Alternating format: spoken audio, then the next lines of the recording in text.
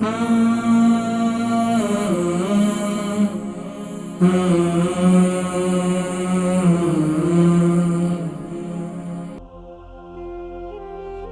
کا بیٹا ہے 8 سال کا اور اس کے بستر میں پیشاب کرتا ہے۔ دیکھیں جو بچے ہوتے ہیں خاص طور پر یہ ایک مثانے کی کمزوری کی شکایت ہوتی ہے۔ کالر السلام علیکم۔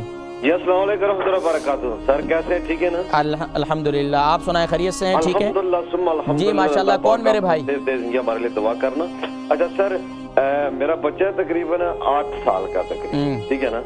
تو وہ تقریباً جب 4 سال کا تھا تو اس کی پیمپر ناپی ختم ہو گئی تھی، ٹھیک ہے نا؟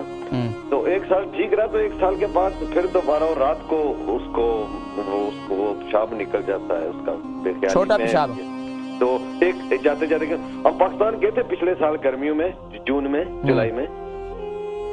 جی جی اچھا ادھر 1 مہینہ رہے تو ادھر نہیں کیا، وہ ادھر ٹھیک رہا۔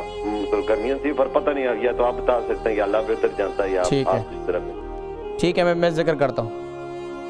بہت شکریہ، جزاکم اللہ خیر۔ ان کا بیٹا ہے 8 سال کا اور اس کے بستر میں پیشاب کرتا ہے۔ دیکھیں جو بچے ہوتے ہیں خاص طور پر یہ ایک مثانے کی کمزوری کی شکایت ہوتی ہے۔ چھوٹے بچے ہوتے ہیں، بسا اوقات مثانے کی کمزوری کی شکایت ہوتی ہے، اور بڑے بھی ہو جائیں پھر بھی بلوغت سے پہلے تک بھی بڑے جو ہے پیشاب کرتے ہیں۔ اس کا بہترین طریقہ یہ ہے کہ تل کے لڈو ان کو استعمال کروا دیے جائیں بچوں کو۔ بچے بڑے شوق سے کھاتے ہیں تل کے لڈو، یعنی وائٹ تل جو ہے ملتے ہیں۔ یہ تل جو ہے یہ مثانے کی کمزوری کے لیے بہت مفید ہے۔ یہ جن کو غدود بھی ہو گئے ہو مثانے کے اندر، یا جن کے پیشاب میں، بڑوں کے بھی جو پیشاب میں قطرے، پیشاب کے بعد قطرے آتے ہیں، یہ اس کے لیے بہت مفید ہے۔ یہاں تک کہ مردانہ کمزوری کے لیے بھی یہ بہت مفید ہے۔ سبحان اللہ۔ تل کو جو ہے وہ دودھ کے ساتھ استعمال کروائیں بچوں کو، اور انشاءاللہ العزیز مجھے امید ہے کہ اگر آپ اس کو 21 دن تک استعمال کریں تو 21 دن کے بعد انشاءاللہ آپ خود محسوس کریں گے کہ بچہ جو ہے پیشاب کرنا جو ہے وہ انشاءاللہ بستر میں پھر پیشاب نہیں کرے گا انشاءاللہ۔